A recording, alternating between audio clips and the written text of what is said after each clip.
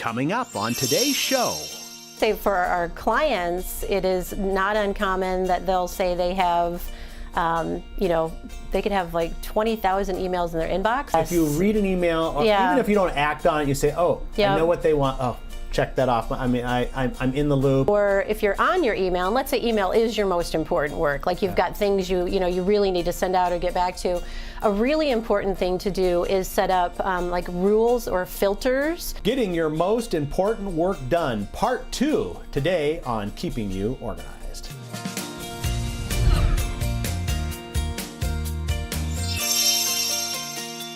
Hello and welcome to Keeping You Organized. Today we are going to get into the second part of a 2-part program on getting your most important work done. If you joined us last time, we were talking about time management and how that affects getting that most important work done. We're going to take a different angle today and talk about email management. And joining us is Jan Lehman, ctcproductivity.com. Welcome back to Keeping You Organized. Thank you.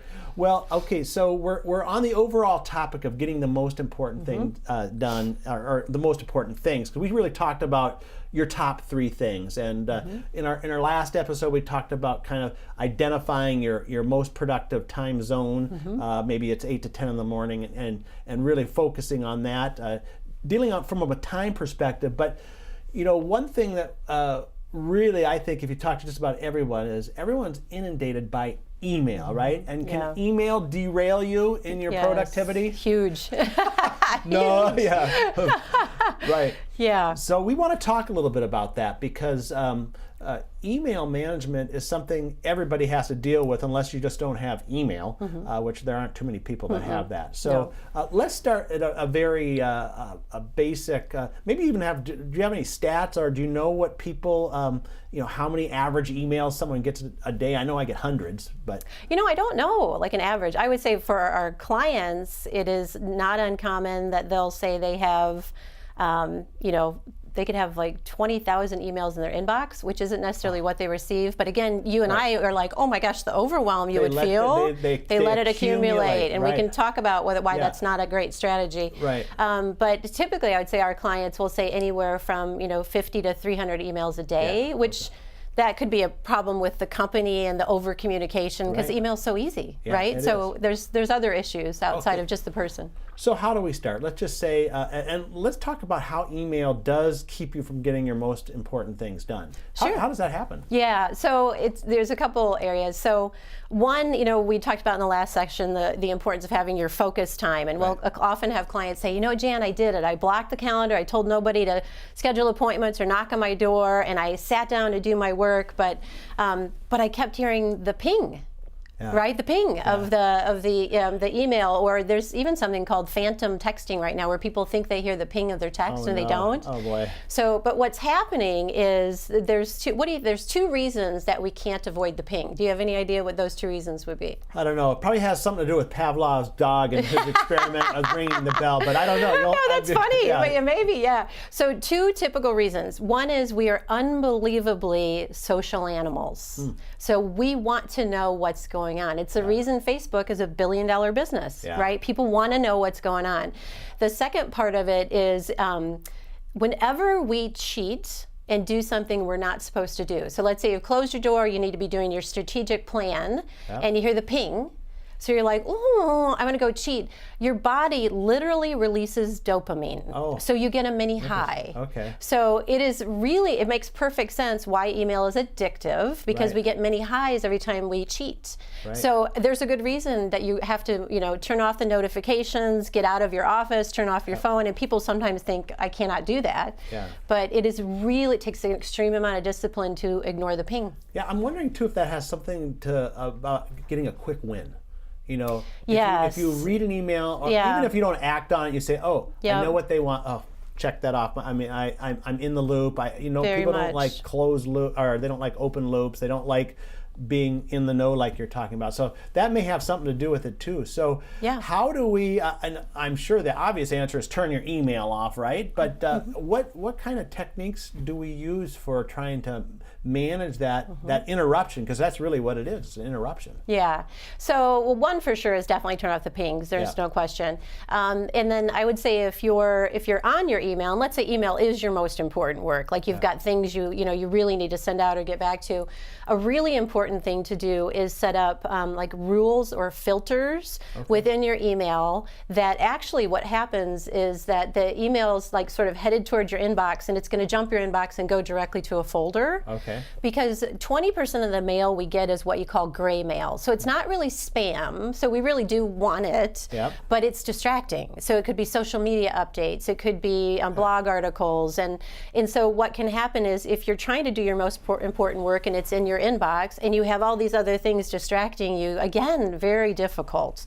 So having those things sort of skip over is a really great technique. So let's talk about maybe, and I know a lot of people are listening, but how would you set that up on a typical computer? And I know there's different mail systems, but what would be a typical filter that you might set up? Yeah, so really good ones would be like I have them set up for any blogs or newsletters I get, go to my sort of blog newsletter folder. And then when I'm at the playground with the kids and I can't really be doing work, but I have my phone, again, people don't leverage their technology fully, you can pull up that folder and just start going through those. And I don't need a pen and paper to be writing anything, I just want to read and catch up. So social media is a big one. A lot of our attorneys will set up things for like updates in the courts, because they'll get a lot of those, and because they love law, they'll get distracted if it's in the inbox, but it's not something they really have to read today. They should keep up on it. So inbox filters, routing that way. What are some other ideas that someone can do just to maybe not keep the inbox from growing so much? So oftentimes what happens is that people, we kind of say they use their inbox as a reference file and they let everything kind of hang out there. So it's important to really understand how to set up these folders and become decisive. So when you actually act on something and you've responded, a lot of people are scared to delete it because they're like, well, what if they ask me later about it? And so understanding that you can easily move it over to a folder on the side, and it's super easy to search over there in the folders as well as search in the inbox. So it's sort of being decisive in having this area. What happens all the time though is people will say, well, I tried that one time. I set up 500 folders, but it was too much work. And the reason for that is what guess would you have for what percentage of time you would retrieve something typically that you've worked on? Oh, I don't know. It's 20%. So if you're spending all this time creating this complex organizing system of folders, it's a lot of work for less, benefit. And so we always advocate, just create a catch-all folder that's sort of like reference. And anything you act on, you're done with, move it out of your, your inbox, move it off to the side so you can search it and find it later if you need to. But by having your inbox be more manageable and more clear what your real work is, it's less overwhelming. So what you had said earlier, you said a lot of people will just want some quick wins. And typically if you come in and you see 2,000 emails in your inbox, you certainly are probably just going to start with whatever email's on top. Right? No matter how important it is. Okay, well, we're going to take a quick break, and when we come back, I want to just take that topic right there and go a little farther about how we actually, prioritize what emails to look at and what to do with them, whether we move them into the folders. So we are talking about getting your most important things done. This is the email management portion of this with Jan Lehman, and we'll be right back. Now there's a place just for you. Life can be busy, and you still have to keep it all together. That's why you like to be organized and in control. Introducing MyOrganized.life, a special place where you can get ideas and solutions to organize what's important to you, your important papers, your important decisions, your important life events. We show you the ideas and products to stay organized in your life. See what's new. Stop by and say hello. Visit us at any time at www.myorganized.life. It's just for you. MyOrganized.life by Smead. Find us at www.myorganized.life. MyOrganized.life. We're back now on Keeping You Organized, talking about getting your most important things done. This episode focusing on email management. We're with Jan Lehman, ctcproductivity.com. And Jan, we talked about before the break, setting up maybe some folders and moving, but do we set up a time to kind of curate and move that? Or is it, because again, if someone is trying to keep, it's like the whack-a-mole. You move 6 emails and 10 more come in. How do you deal with that in a systematic way so you're not spending all your time just moving things to other folders and not getting anything else done? I think it's great. Well, one tip I'm really surprised people don't think of is when you're on your phone and you're responding to emails, that's often when they'll just let it hang there, right? But there is an easy way to really move. If you actually click on an email, if you look down in the bottom bar, you will see a folder. And you just click on that folder icon and it'll prompt you to say, where do you want to move it to? And if you have a catch-all folder right on that front page, and the way you end up with it on the front page is either putting a number at the beginning or making it an A or B or a C, and then it's 2 clicks, right? So I responded to John's email, but I want to keep a copy. So I'm going to click on the email, click on folder, click on my catch-all folder. So it's a way of ongoing maintaining the inbox. So that's just a really good discipline. Then as far as structuring your day, a lot of times we'll tell clients, don't actually sit down and do email unless you really have time to do email. So if you can do it, and then do the whole, if you can do it in 2 minutes, get it done right then. If it's a bigger one, leave it in your inbox as a follow-up task, and then maybe tomorrow during your most important focus time, you'll attack those bigger projects within your emails. Right. Now, a program like Microsoft Outlook, but they're all kind of work the way you have a mail tab, a calendar tab, and a task tab. Should you not have the mail tab? Because you can't just close the email without closing the calendar and the tasks.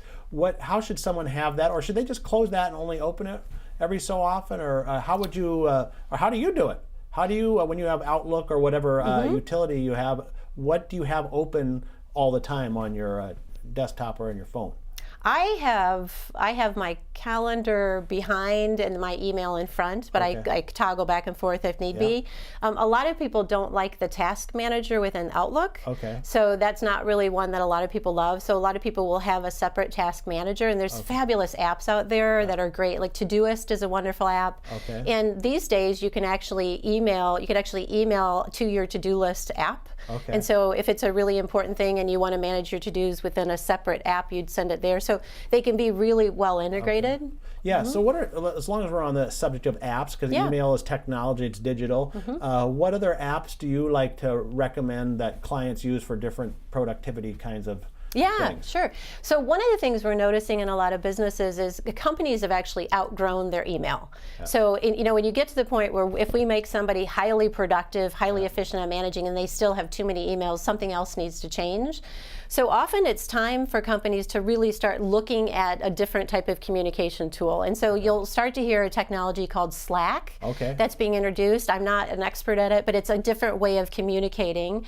A lot of times we will recommend to companies, it's time for you to start using a project management tool. So maybe you're not a project manager, but you manage a lot of little mini projects. And it'd be better to take that communication and put it in a project management tool so all the documents and the email communication is in one place. So it's graduating. And so some of the great apps that are out there for project management, Asana is a great one. Basecamp is a really good project management tool. And Trello, I know we've Trello's good. It looks like little Post-it notes, and so people that like Post-it notes, it's very visual. And Okay. Anything else on email management as far as getting our most important things done? Is there any way to kind of tie those two together? Because obviously answering emails is not one of our most important things, but is there a way to tie maybe your top 3 things into email somehow, or top 3 things you want to get done? Or like, would you have a folder maybe in your email that is your most important things done, or I I wouldn't necessarily do that because it becomes more maintenance, and for a lot of people, out of sight, out of mind. Right. So using your inbox as a to-do list and getting all the excess out of there and into reference folders, again, is really smart. Sometimes it does make sense, though. Let's say that you do have a number of projects you're working on and you're getting random emails about those. Rather than attack those individual emails by themselves, you might move all those emails into like a project folder with all the topics, and then when you're saying, okay, my most important thing tomorrow is to really work on that project, then you pull it up. So not necessarily the random task, because your to-do list is probably a good place for the random, but more like, I don't want to attack, get in deep thought about one specific email on that project. I'd rather go deep in thought about every question about the project. Right. Okay. Does that help? Yeah, that's perfect. I think there's probably a couple different ways that people can do that. Because it's almost a digital version of your project management. And again, we could get we have whole podcasts on project management. That may be another opportunity. Well, we're about out of time. Can you tell us a little bit about CTC Productivity, what you do, and how people can get a hold of you? Yeah, so we say at CTC Productivity that we focus on our clients. We help them maximize their 3 most important resources. We call it the 3 T's. Okay. So that being time management, technology, and then talent. So whether it be having that person get their most important work done with their highest skill set, or leveraging their team through effective delegation. We are based in the Twin Cities in Minnesota. We do phone coaching all the time, though, all over nationally, and my company name is CTC Productivity.